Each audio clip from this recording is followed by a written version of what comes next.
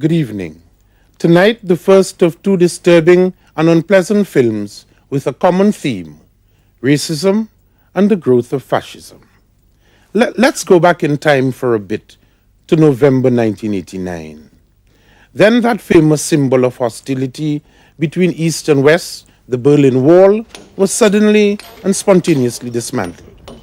The tyranny of communism had collapsed. A new world order was born, and democracy as practiced in the West prevailed. Today, we are sadder and wiser. The world is alight now with the bloody conflicts of nationalism. Even in the long-established democracies, racial hatred is increasing on a frightening scale. In America, back in the 60s, American blacks put white America on notice to take their civil rights seriously. It was an ominous movement. Despite Martin Luther King's assassination, it seemed that his dream might yet come true.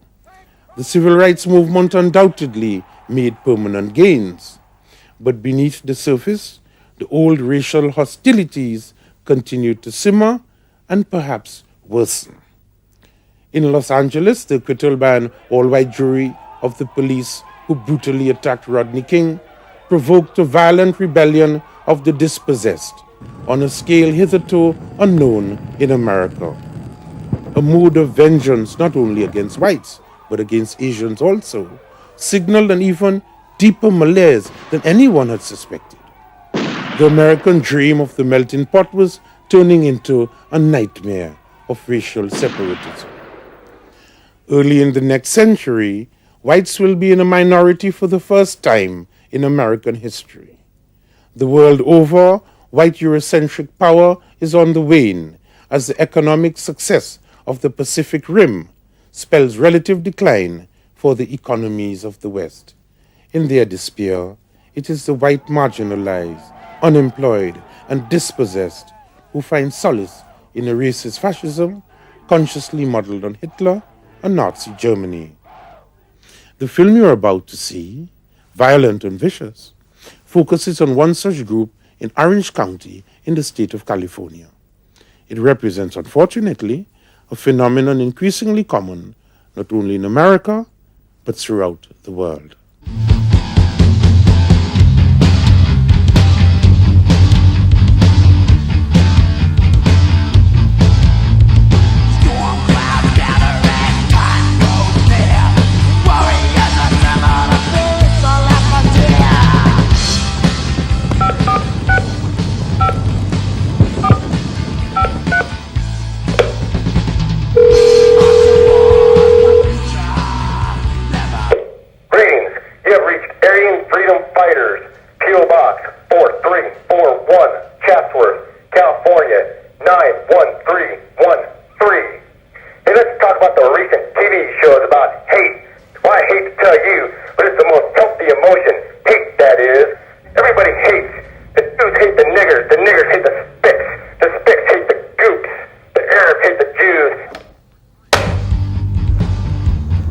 I am the man with weapons of steel. I am the man who's ready to kill. I am the man who will wave goodbye. I am the man that'll make you die.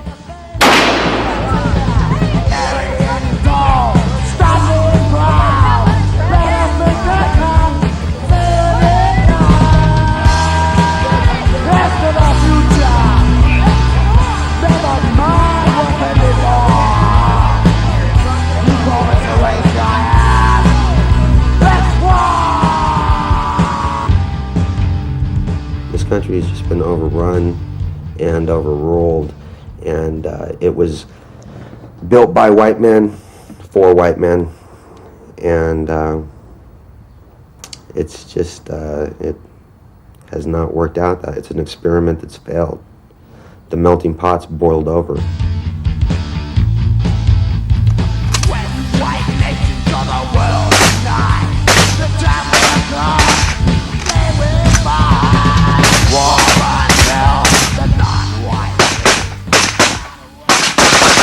War is White Ayran Resistance.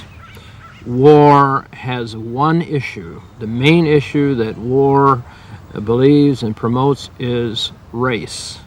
race above all issues, race above economics, race above all other issues. Fights to know the truth, have no mercy for the liars, those who hate our God. Cast into the lake of fire, we will cleanse our town. With the blood of vandal scum, Babylon will fall to the New Jerusalem. What we're fighting for, what it's about. Playing the guitars and doing the band is just for that. And we believe it's going to have to come down to a civil war, a revolution. It is grab a gun, load it up, stick my clip in, and start shooting.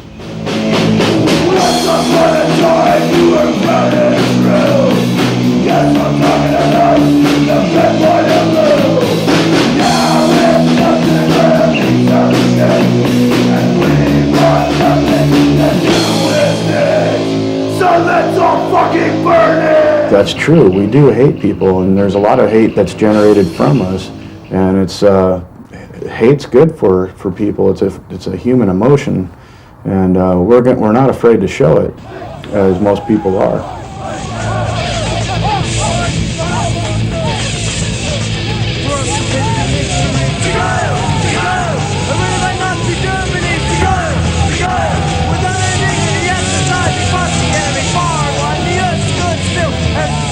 Race wars are coming, and if we get killed over here, at least our music survives, and it'll be passed on to the next generation and the next. Keep going. That's important to us. White power! Shoot the beat, the flag will fight on every street, with honor and dignity at the side, our hands are raised, see what divine we all see, with Hilligan blood to go. Because right now we don't have a nation anywhere in this world that we can consider a white nation, a national socialist nation. White people need their own nation in this world. White people do not have a nation of their own that they consider their own nation. Any nation that they have has been overrun by non-whites. Every racial category has a homeland of their own. All it's going to take is that special certain thing to set us off. So the white people in this world, over in Germany, for example, they got the ticket. They looked around, they saw what was going on. Your average German person is sitting there going, yeah, these skinheads are right. They're burning the foreigners out. We're getting jobs now. Well, I've had a television show on cable television around the United States since 1984. So we're on in over 15 states, and we reach millions of people each week saying exactly what we want to say. And today we have an interesting guest. He's been on the show before. His name is Martin Cox. He is a white skinhead. He's been on the Oprah Winfrey Show and other shows, and he's got a band called Extreme Hatred. Quite controversial. Marty, it's good to have you on the show. It's good to be here, Tom. Very good. Look, it's been since 1988 since you were on this show. Now, a lot of things have happened since 1988. Yeah, I did my parole time, got that out of the way. I think you're the only person that ever got bounced off the Oprah Winfrey Show and everybody walked off. Do you remember that? Yeah, I do. War is dedicated internationally to the idea of Pan-Aryanism, of the working together of white people around the world. It's simply based on the idea that our race is our religion, and when we look at all the reports from all the demographers around the world, we can see that the white race, the European race, is becoming a minority. We would be lucky if we're 20% of the world population, and we're falling. Our birth rate is way down. The birth rate of other races are way up. We need to bring this back into balance by any means necessary. But you're still a committed skinhead, right? Yeah, that'll never die. I noticed these decals and buttons here. Yeah, I'll never die. So you've been evolving into the music world. Yeah, we've been wanting to start a band in Orange County, a skinhead band, for 10 years, and it just never came together until now. We finally ran into the right people that knew how to play the guitars and stuff, and now we're just kicking butt. How many people do you have in the band? We have 4 people, including myself. I sing and basically write all the music and the words to the songs. Jason plays bass, Paul plays guitar, and Scott plays drums.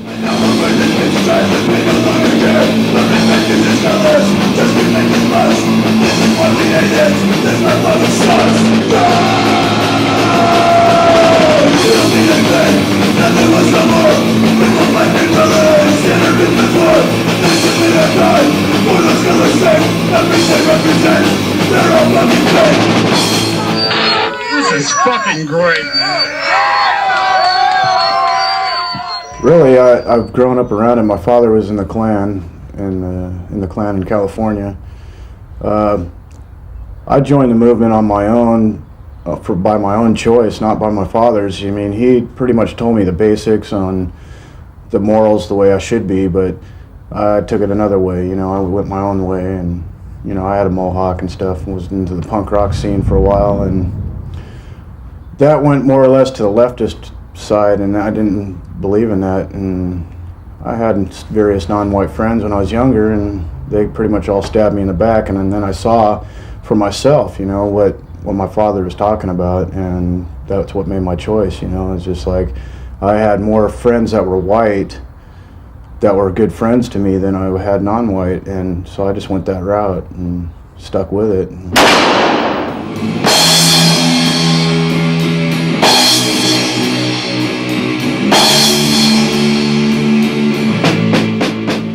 I'm natively from Orange County, and you know, my grandparents were here. We were here when there was just you know, a lot of land, a lot of trees, farmers.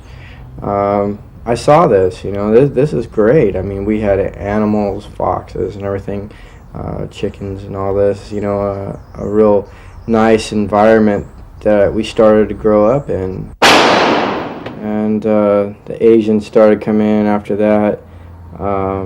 They started taking over the schools, they started taking over all the, you know, amusement parks, places to go, clubs, bars, everything. They took over everything. Eventually, my grandparents left, moved out to Louisiana to be in a brighter area there, and we pretty much got left behind. We're trying to fight and stay here, but there's so much white flight, you know, white people moving away, that you know, it's really hard.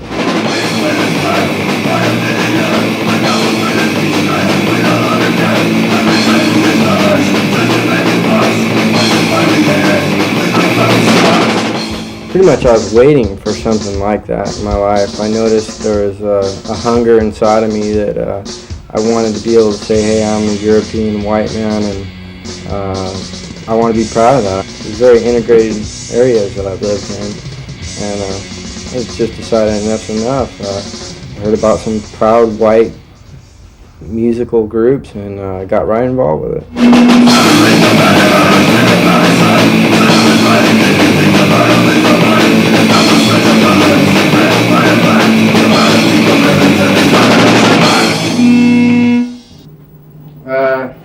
This is where we do all our T-shirts for all the local groups, and you know, groups in Europe and stuff like that. They want T-shirts made. We do band shirts for all kinds of different bands.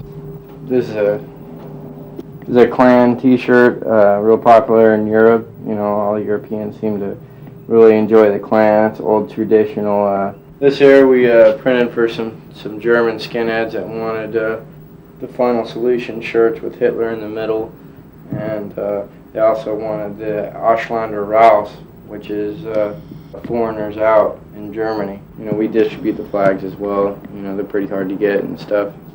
Most shops won't carry them, but we do a good job by distributing them and you know, keeping the propaganda going. And we do hats, posters, sweatshirts, stickers. We also do our printing of our record covers and tapes and CDs here as well. We also distribute Blood and Honor magazine from here, which is new in the U.S. It's not like some game. It's not like some weekend game where we're just going to go out every weekend and go, yeah, we hate everybody. Oh, Zeke Heil, Zeke Heil. Oh, Monday comes around. You know what I mean? It's an everyday thing. We live this every single day. If we had any other symbol for purity in our people, some Jews or niggers or something, we could try to take it away from us, the swastika. Everyone stays away from it because they know it's our symbol. It's all Everybody's racist. Everybody hates everybody else. That's the bottom line. Yeah. I think the people that don't stand up for the white race are pieces of shit. Oh, definitely. I said I dedicate my life to this movement. And people that aren't going to back me up, then to hell with them.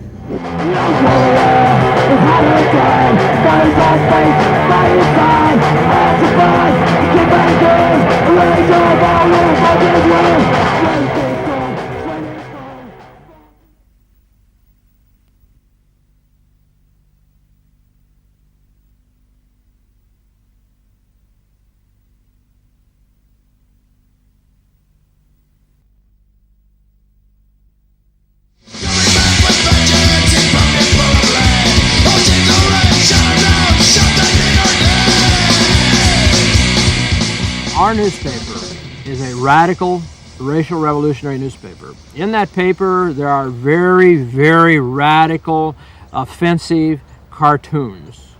And we want to make it very clear that those cartoons are meant to drive a wedge between the white and the black race.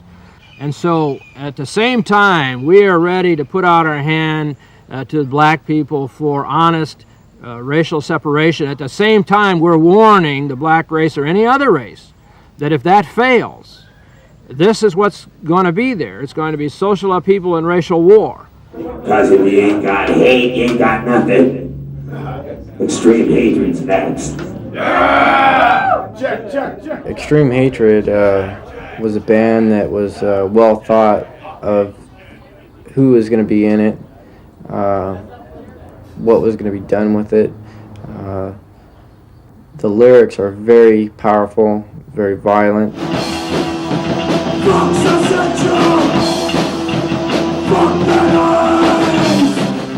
I don't like you. I would like if you didn't live near me. I'd like if you stayed away from my family. I'd like if you went back to your own country or another country where you're probably more comfortable and I'd be more comfortable with that. Pretty much tell them how you feel. Be honest about it.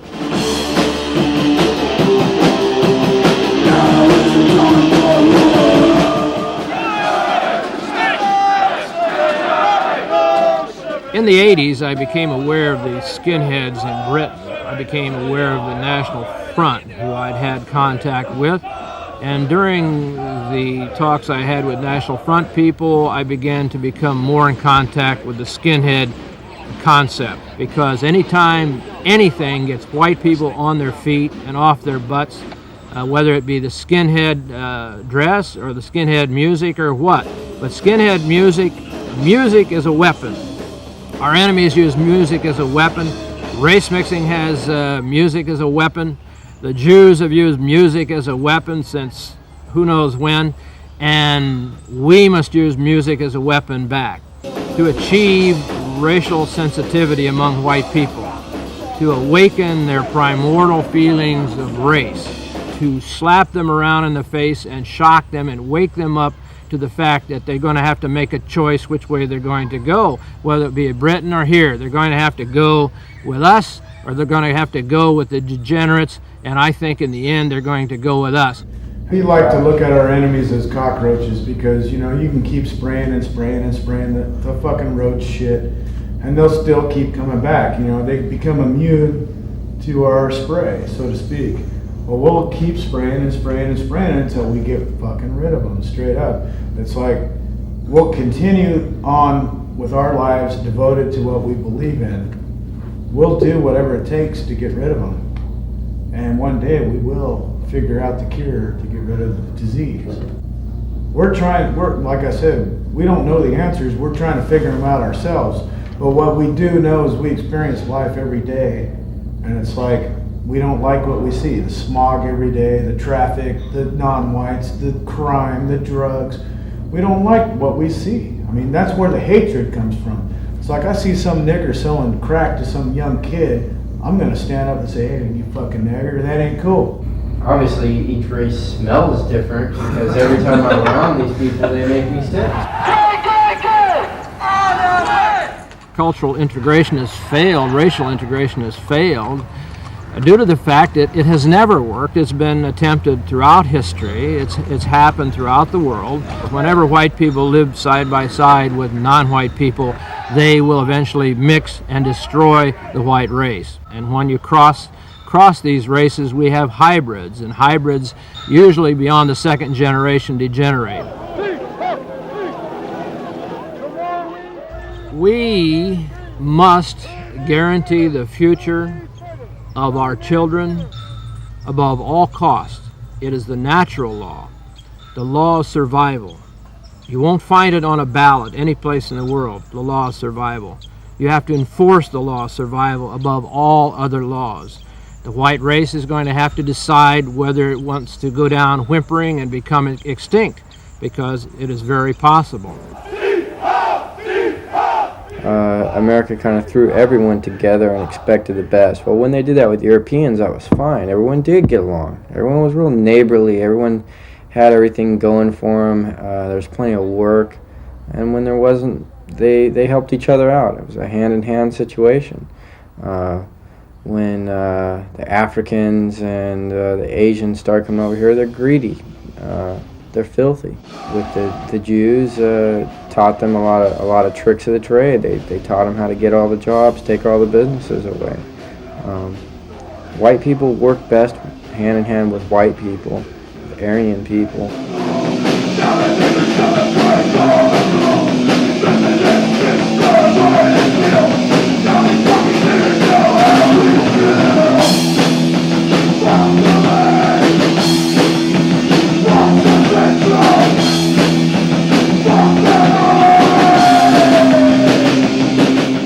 The supposed link between the National Socialists of Germany to the skinheads has come primarily from the white right wing of the racialist movement. However, young people today who are away from Christian teachings and things like that are becoming more and more tuned with the idea of survival of the fittest, that you have to fight for your own, nobody on high is going to protect you.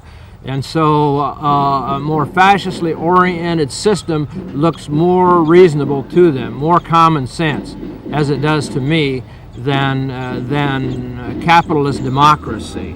And so they're naturally attracted to it because they're attracted to strength. I think all of this type of strength is attractive to the youth. They see the weakness. They see the pacifism in their parents. They see the weakness in their parents.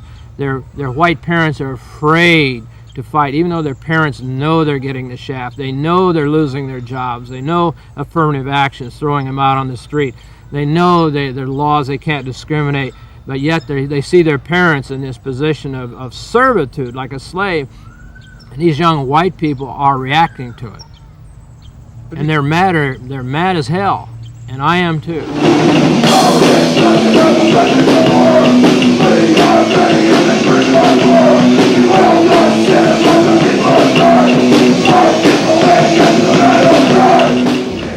Look at this, man. We're all out of work, straight up. I mean, we can't find work, man. You know, it's like work is... Even though we all have skilled... We're all skilled. You know, and it's like, oh, sorry, not today, you know. But yet, I see 5 wetbacks going in before me after he just told me there's no work. Yeah, cheap labor. You know, they sit there and say, oh, the Mexicans just come, they do, you know, they sit and they pick beans or they do whatever. No, they don't do that anymore, man. They're working in the shipyards, they're working in the oil industry. Managers. There are, you know, they run the companies. Owners. And they have to hire them. If they don't hire a certain amount of Mexicans, a certain amount of niggers, a certain amount of gooks, then they get fined, they go to jail. Go Jew flag. The only people I can never respect would be Jews, because Jews are like roaches, you know, and they're disgusting. They take advantage of situations. White people can be humble and have respect for each other and treat each other with kindness. Jews will rip off other Jews. Jews are just disgusting and they can never be trusted. They've been kicked out of every civilized nation in the world since Judaism began. Yeah, but they not America. Hopefully that'll be soon. You know, they make up a vile little creatures. They make up a story about 6 million Jews died during World War II, but they seem to forget about the 60 million people that actually died during that war. White people. You know, white people that died. You know, fighting each other in a senseless war. The political parties haven't worked for us. There's no such thing as all these groups like the Klan and all these different factions out here. There's too many of them, and skinheads are a part of all of them. Without skinheads, the movement would just be an old dinosaur. It just wouldn't work.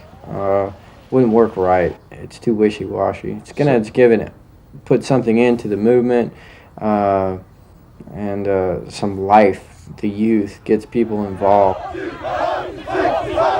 Racial awareness is a person from any race that understands the tribal ethic, the extended family, that to have identity, you must have a shared cultural and racial experience that is rooted in the land. I believe we are the highest point of evolution of the animal world. I believe that we are the king of the carnivores, and the way we got there is the hunter-killer instinct. We don't snivel around. We're not making excuses or anything like that. We don't feel guilt. The first thing a white man must do is get rid of this phony compassion guilt trip. And then you become a racist.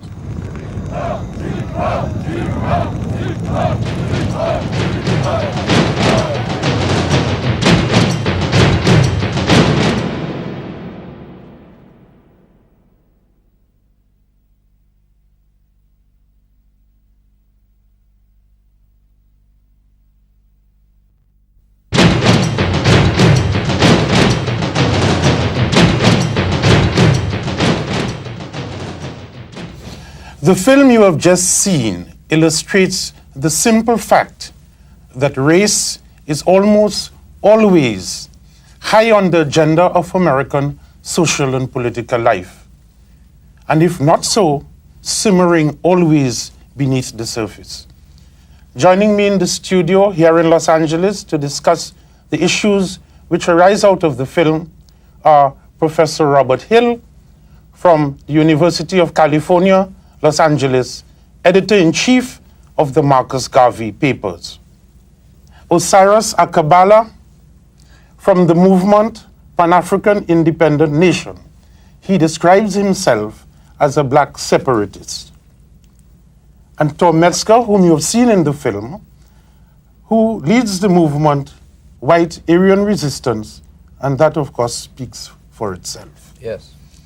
Let me begin with you, Tom, and tell me if this description of you is accurate. You are an unrepentant fascist. And I don't mean that in emotional terms. You seek to destroy what you describe as capitalist democracy in America and replace that by a fascist state along the lines of Germany, Hitler's Germany. And finally, your strategy, it seems, from the things you have said, is where there's harmony between the races to destroy it, where there is suspicion to intensify it, and where there is hatred to exploit it. Is that an accurate?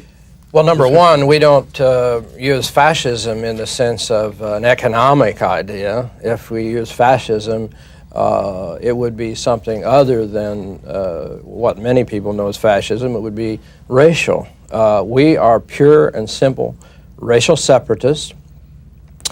We believe that the transnational corporations and the economic elite of the world, who are only interested in greed and profits, will use any plan or any approach to maximize profits. We believe that their program for the last at least 50 years has been to use races and cultures as shock troops against each other, whereas they would be much better to be have self-determination and separation. And so, hold a second. What do you mean use different races as shock troops? We are masters of our own destiny in a sense. You seem to be saying or inciting violence against blacks, using whites to be violent. They don't do it, you do it. what I do is primarily to incite resistance to the system, what I call the Washington criminals. I am a racist, pure and simple. I am for the best interest of the white European race, Aryans, if you will, and that is the entire groupings of white people, even over into Russia, which we now network and communicate with. Whatever causes the division of the races, whether it be hatred or love or compassion. You seem to perpetuate it. Of course, because that is my goal. Tell me, have you been brought to heel by the American judicial system for inciting violence against blacks or a black?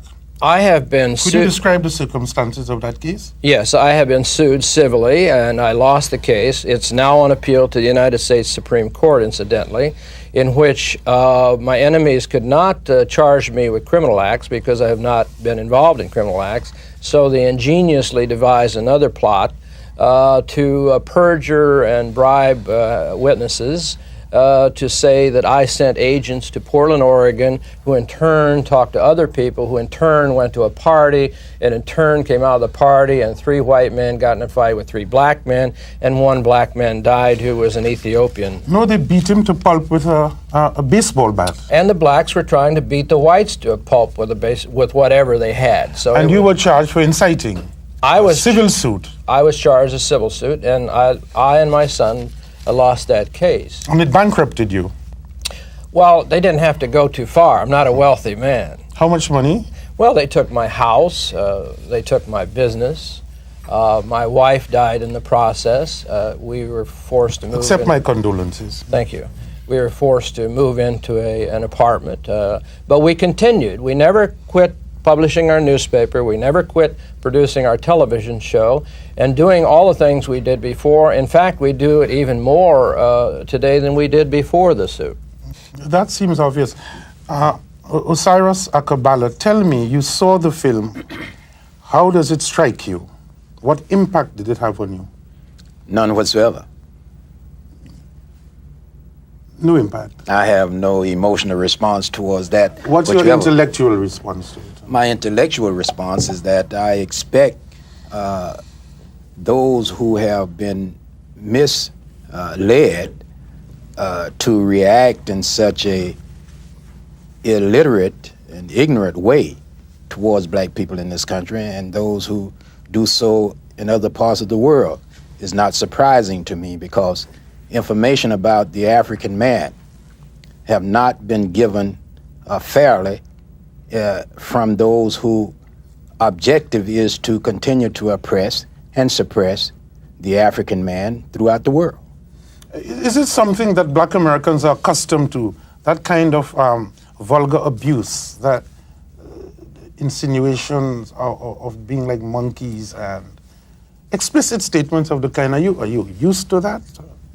Well, it's nothing new, but when you, the African man, have come into the knowledge of himself and who he is, and have done his own research on the true history of mankind in the world, then nobody can issue insulting remarks towards him that would have any kind of emotional effect, because he knows the truth about himself. Let me go to Professor Hill. Professor Hill, I would have thought that the civil rights movement wiped out that kind of racism in the South of America particularly.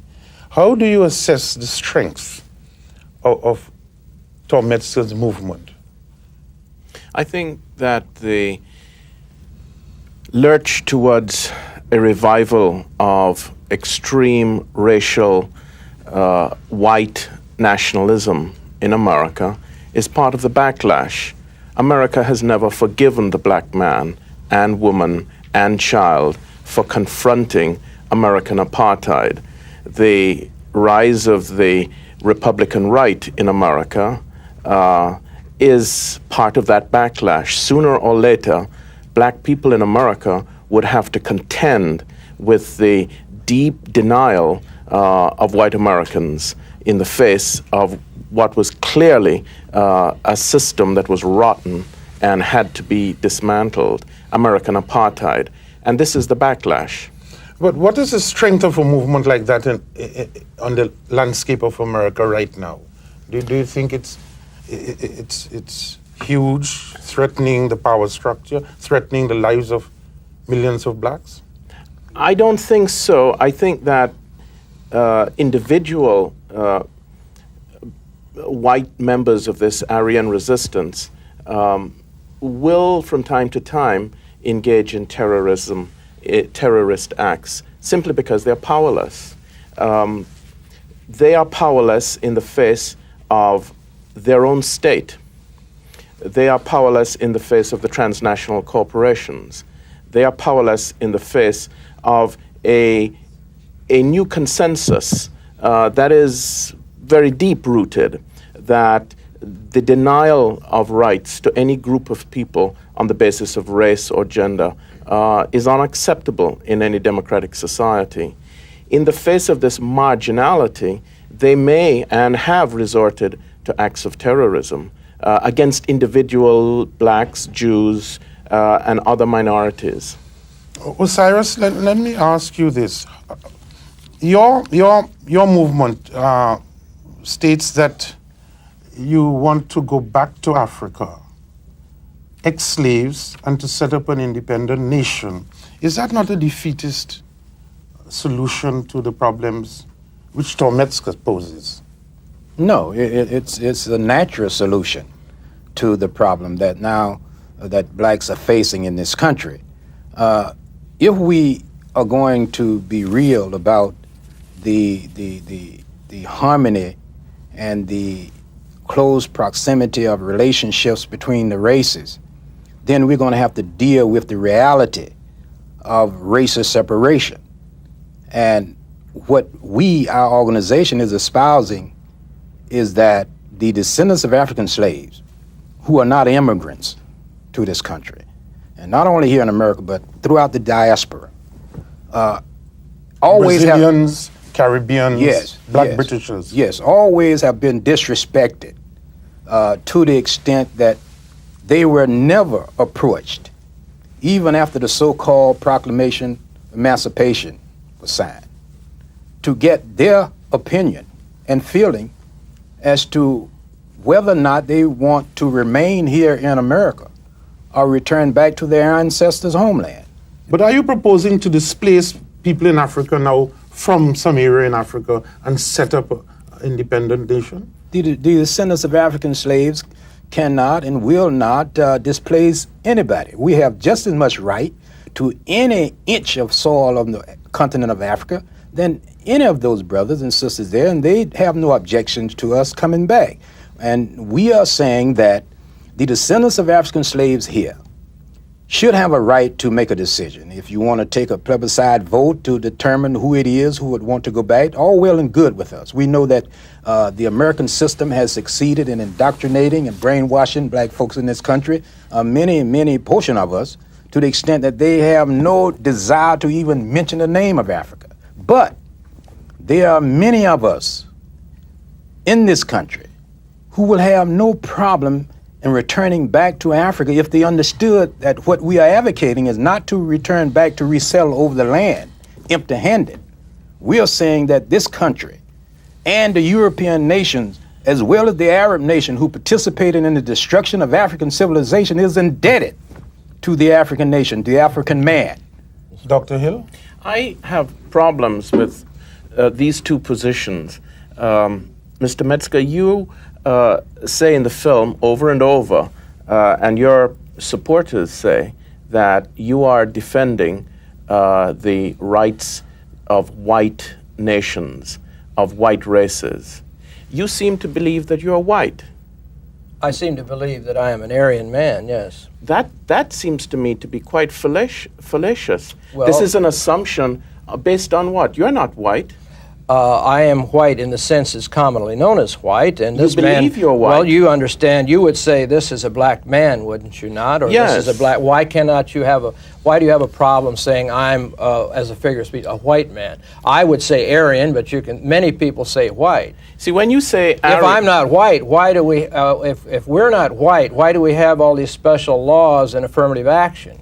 You say you believe that you're white. You're a hybrid like everybody else A hybrid in America. European. A hybrid European. You're a hybrid White. American. White. You're a hybrid American, and it's because you are aware of your hybridity that you hate, that you project this hatred, this intense projection of hatred onto others. Would you define a hybrid What we're dealing American? with here is self-hate. What do you mean a hybrid?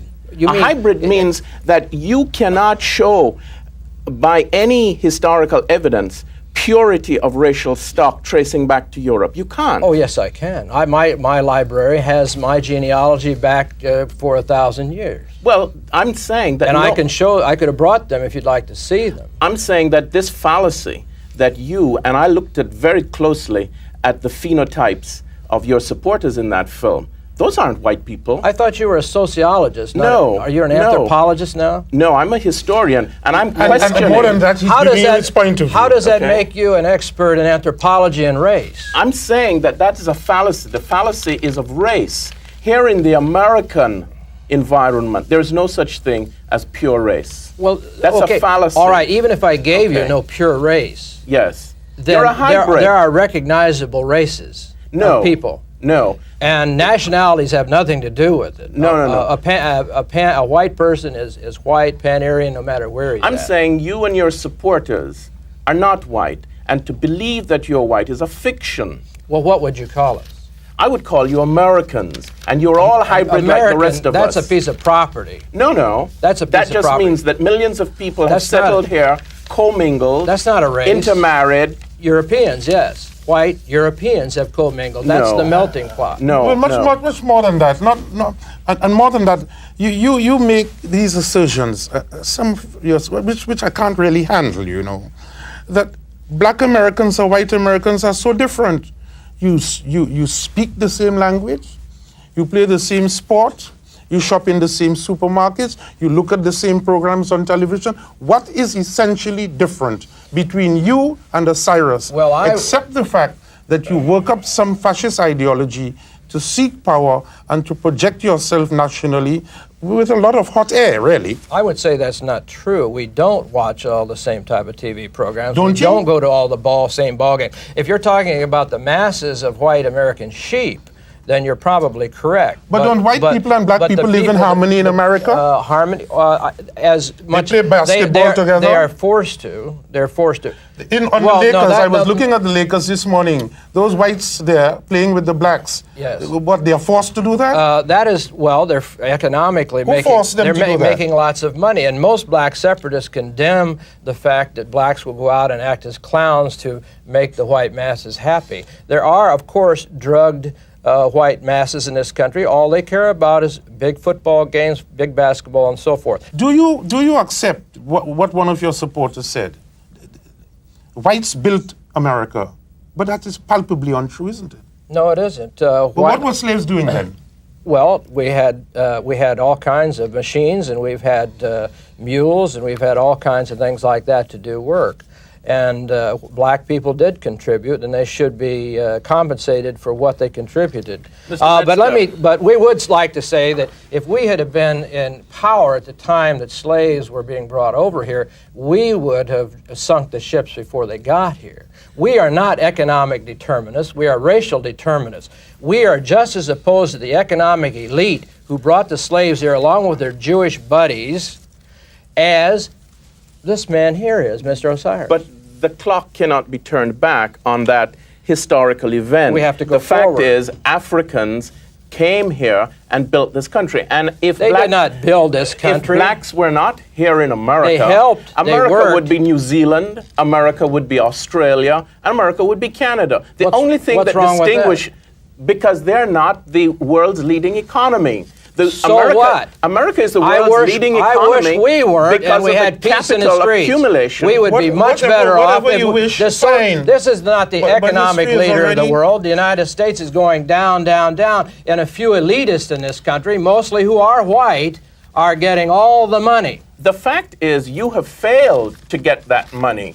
And what I see being expressed in this film is failure, which is something that whites are unaccustomed to. And your followers are very upset and frustrated by their failure. What I see in this film is a bunch of failures. You do? Yes. But Well, much let more me than- tell hold you on. something. Before you respond, before Sure. you respond, I would want to add this so you can take both together.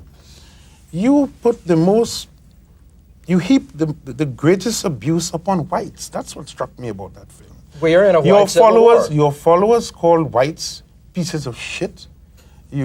Any white person who doesn't accept this litany of abuse that you heap upon blacks, you abuse them yourselves. Soon you're going to abuse each other. Whites that will not stand up for their race, we're not interested in it. We are in a white civil war. Our greatest enemy is not blacks, not Mexicans, or any of these other people. Our greatest enemy, just like in Britain, is the white elite that are in your government. We call them the white criminals. And those are our main enemies. What about white workers who say no to you? What about white professionals who say no to you? How would you describe them? Well, if they want to go with the race mixing program and the destruction of their race, then they are as much an enemy as anybody else. A black man who will sit and negotiate about the cooperation of indemnification, repatriation, separation, is more of an ally of mine than a white who believes that his future is wound up mixing with other races. But permit me to say, some of your followers in that film couldn't pass Hitler's racial test, you know. Well, I don't know. I didn't put them all up and check that So out. who are you gathering around you? How do you know what Hitler's test would be? Have you he studied was Aryan, blonde, blue-eyed. He was into Oh. genetically engineering a certain caste. The majority of which- people in Germany are not blonde You hair, had one or two blue-eyed. there who looked quite like gypsies to me. Gypsies? Mm-hmm. Well, then they must have been pretty good gypsies. They were saying the right thing. You were taking on flotsam and jetsam. You know, one thing that impresses me, now you would make a good leader of a good black country in Africa. What are you doing in Britain? I live there. Where did you come Comfortably. from? Where did you With well, 50 million whites. And I am interrogating you. This is my program, not yours. let me go to you, Osiris. Let me go to you. You seem rather quiet. Tom, do you have relations with him? I'm becoming acquainted with Tom, yes. Are you proposing to have the same kind of communication and exchange of information? Sure. Don't you believe that is almost sacrilegious? A man none who speaks whatsoever. like that about blacks, a man who incites people to kill blacks. I told you what is Why said. do you have anything to do with what him? is said by people who are the victim of the system regarding black people, affects me none whatsoever. I have a job to do, and that is to educate the descendants of African slaves and the African man and woman throughout the world about the importance of returning back to their ancestors' homeland. Bickering about the emotional turmoil that is going on by those who are the victim of this racist system, all right, have no meaning to me. It's not emotional turmoil. Some skinheads, That's all I saw reading there his literature, on the show. killed an Ethiopian. That is a fact. What's emotional about that? It's a fact. Tell me, what do you say to some white woman who's married to a black man and got some beautiful children? What do you say to them? I am so upset by it that I don't even talk to them unless they ask my opinion, and I tell them that you two have both just put the whole genetic history of your family, and that's all you'll ever have, and put it off track. And you're thumbing your nose at every ancestor that went before you. You know, Mr. Metzger, as a historian and as a human being, I'm going to say something to you. Spit it out. You're very, very fortunate to know African American people, know Asians, and people who have extended hospitality to you, talk to you. Really, you come across as a member of some fallacy called race, some racial white fallacy, and you're really marginal now, and you're looking for allies. Let me ask, hold on, Professor Hill. Let me ask you this. We hold these truths to be self-evident, that all men are created equal. Yes. You don't have a hope in hell of imposing a fascist authoritarian state in the United States of America. Oh, okay. You are marginal All right. to everything. Okay. There are a handful of you, Well, and it's all hot Never air. going to go anywhere. No, but Seemed to me they said that about a few fellows in Germany back in the 20s and 30s. well, you know, Mr. Metzger, if you break up America, it could only mean that you want to return to the bush. But let me tell you, if you bush. return to the bush, it's even Steven. Sure. It's even It's Steven. flip the coin. Nature will be the judge. And you ain't going to prevail. Thank you, That's gentlemen. Thank you, possible. gentlemen, for joining us. Thank you, Professor Hill. Thank you, Tom Metzger. Thank you, Osiris Akkabala. And good night.